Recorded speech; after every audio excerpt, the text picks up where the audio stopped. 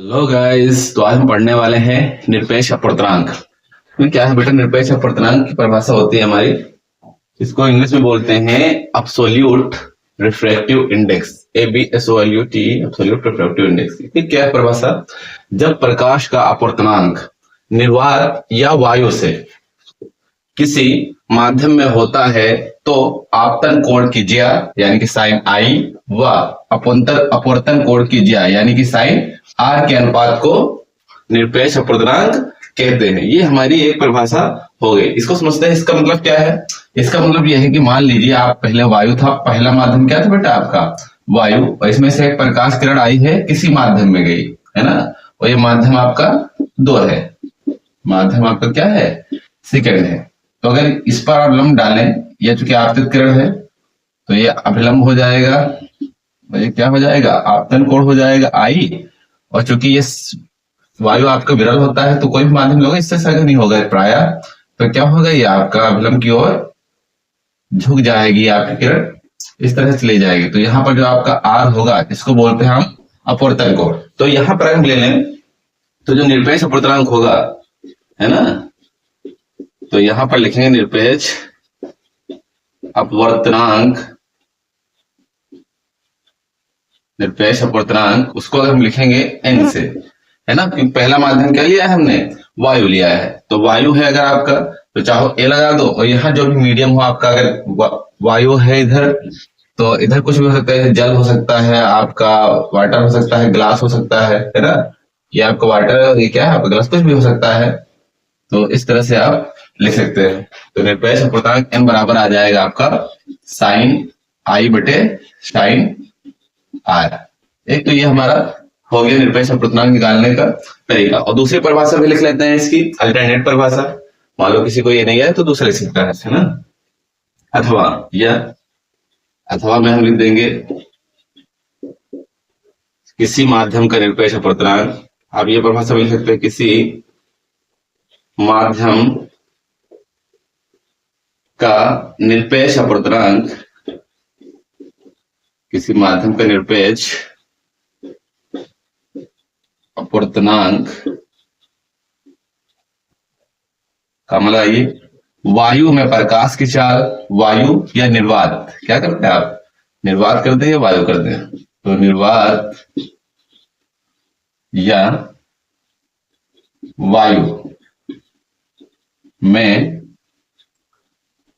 प्रकाश की चाल, वायु में प्रकाश की चाल तथा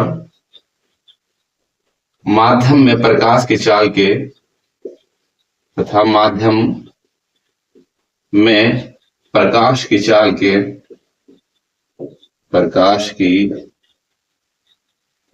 चाल के अनुपात को कहते हैं, या अनुपात के बराबर होता है।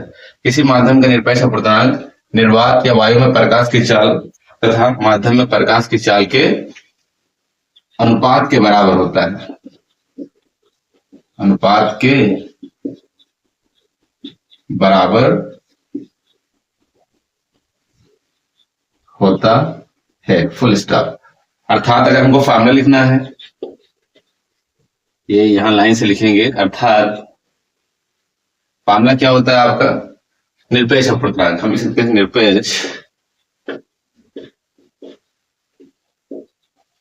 अपवर्तनांक, निरपेक्ष अपवर्तनांक, इसे प्रायः हम एन से लिख देते हैं। इसका मतलब ये वायु, यहाँ वायु अंडरस्टूड है, बाकी जो मीडियम हो वो मीडियम लगा सकते हैं आप, या ए एन एम लिख सकते हैं फॉर मीडियम। तो चाहे तो आप लिख लो, वरना है एन यूज करते हैं, प्रायः एन यूज किया जाता है। ये क्या आ जाएगा? निर्वात में प्रकाश की चाल यानी कि सी, और बटे माध्यम में प्रकाश की चाल को किससे लिखते हैं हम? वी से। ये आपका हो जाएगा। ये निरपेक्ष अपवर्तनांक को हिंदी लिख देते हैं, पर ऐसे लिख देना, आपका सूत्र हो जाएगा निर्वात में प्रकाश की चाल, प्रकाश की चाल, और क्या आ जाएगा आपका? माध्यम में प्रकाश की चाल, माध्यम में प्रकाश की चाल, माध्यम में प्रकाश की चाल। तो निर्वात में प्रकाश चाल उसको सी से लिखा जाता है, जो माध्यम में प्रकाश चाल उसको लिखते हैं बी से। तो इसीलिए हमारा एक नया फार्मूला बन जाएगा यहाँ। इसीलिए हम लिख सकते हैं कि एन बराबर, निरपेक्ष अपवर्तनांक एन बराबर आ जाएगा सी अपान वी। इस फार्मूले को याद रखेंगे बेटा, ये हमारे बहुत काम का है, ठीक है। जहां पर चाहे तो लिख ले, और अपूर्णांक को n से भी लिखते हैं म्यू से भी लिखते हैं, तो यहां लिख लेते हैं निरपेक्ष अपूर्णांक कहते हैं। ठीक है, इसे फिर लिख दो, इसे n या म्यू से प्रदर्शित करते हैं, प्रदर्शित करते हैं। अगले लाइन से इतना लिख लीजिए। ये क्या है आपका निरपेक्ष अपूर्णांक है, सी क्या है आपका वायु में प्रकाश की चाल है, और वी क्या है आपका माध्यम में प्रकाश की चाल। ये बेटा इसको नीचे लिख लीजिए जहां करके, तो आसानी रहेगी।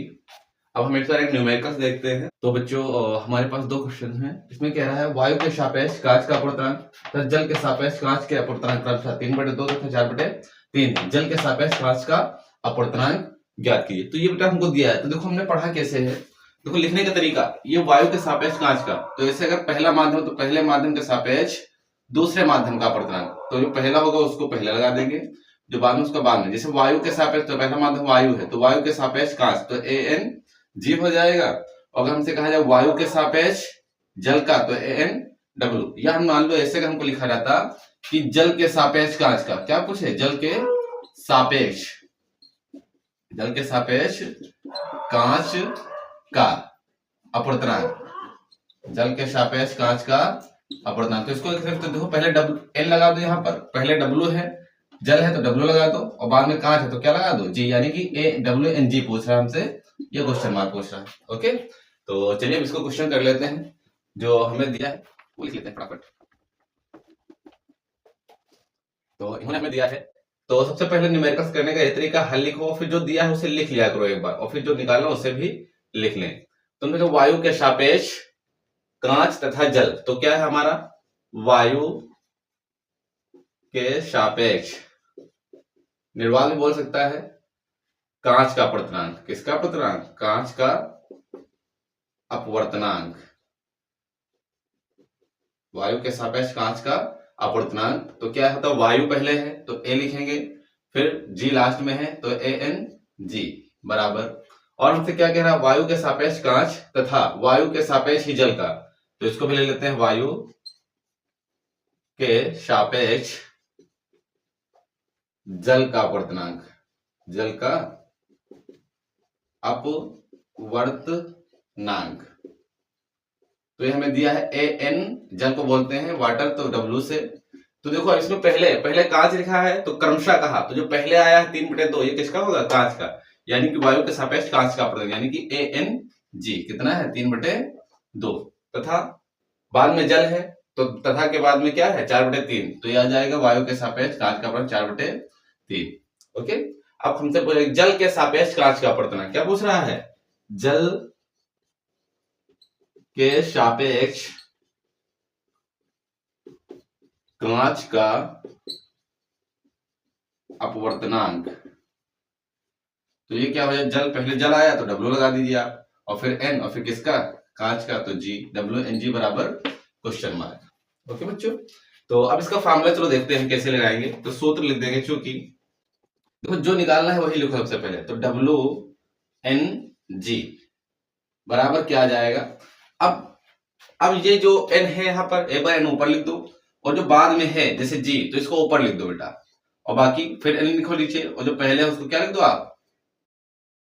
अब यहाँ जो आपका स्पेस है पहले, यहाँ कोई भी मीडियम आप लगा सकते हो, जैसे हम निर्वात कर दें, वायु कर दें, ये डायमंड हो तो डायमंड कर दो, कोई भी चीज। तो हमको क्या चाहिए, हमें NG है उसके पहले क्या चाहिए, A, तो दोनों में सेम ही लगाएंगे। अगर ऊपर A लगाएंगे तो नीचे भी क्या करना पड़ेगा, हमें A ही लगाना पड़ेगा। तो ये हमने लगा दिया, यानी कि वायु के सापेक्ष कांच का अपूर्णांक बटे वायु के सापेक्ष आपका जल का अपूर्णांक हो गया। देखो ANG भी हमें पता है और ANW भी पता है, तो बस मान रख देते हैं बेटा इसका।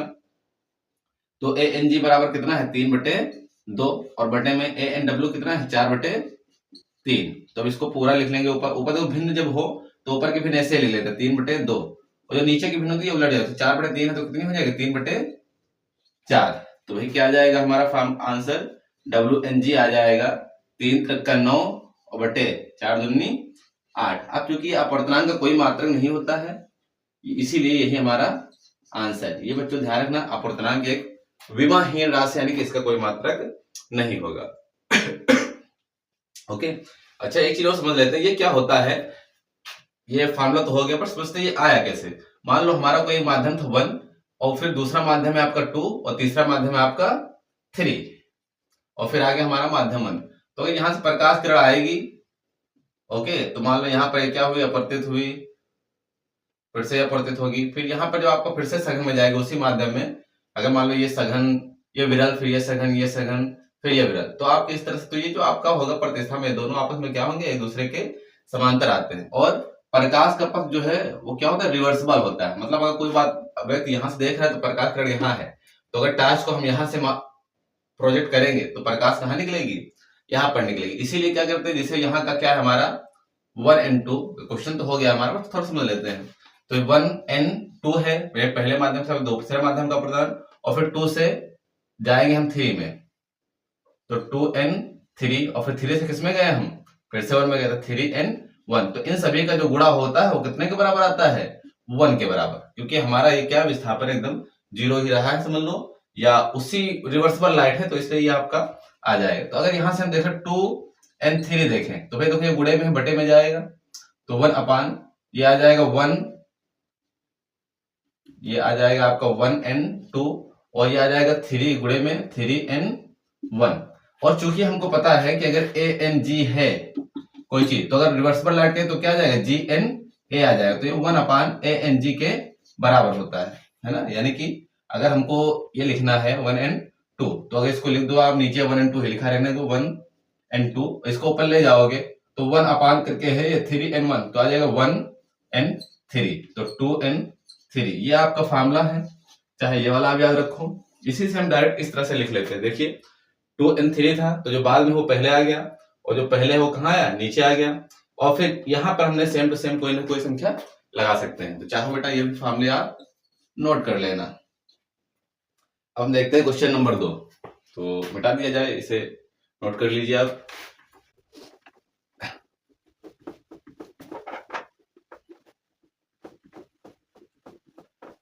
तो चूंकि हम ये सीख चुके हैं बच्चों, अगर यही क्वेश्चन से कह दिया जाए, क्योंकि हम सीख चुके हैं कि ए एन जी बराबर आ जाएगा 1 अपान जी एन ए, तो यही क्वेश्चन अगर हमसे कह दे कि वायु के सापेक्ष कांच का अपवर्तनांक कितना ए एन जी है, तो कांच के सापेक्ष वायु का अपवर्तनांक पूछ ले, क्या हो जाएगा, यानी कि जी एन ए पूछ ले, तो अगर आपको जी एन ए चाहिए तो भाई 1 अपान ए एन जी हो जाएगा। तो भाई देखिए 1 अपान ए एन जी का मान कितना है, 3/2, तो इसके ऊपर चाहे तो जी एन ए कितना आ जाएगा बच्चों हमारा, 2/3। तो इस तरह कोई भी क्वेश्चन घुमा फिरा कर पूछे जा सकते हैं, आपको सारे क्वेश्चन करने आने चाहिए। ओके, मिटाता हूं मैं सब।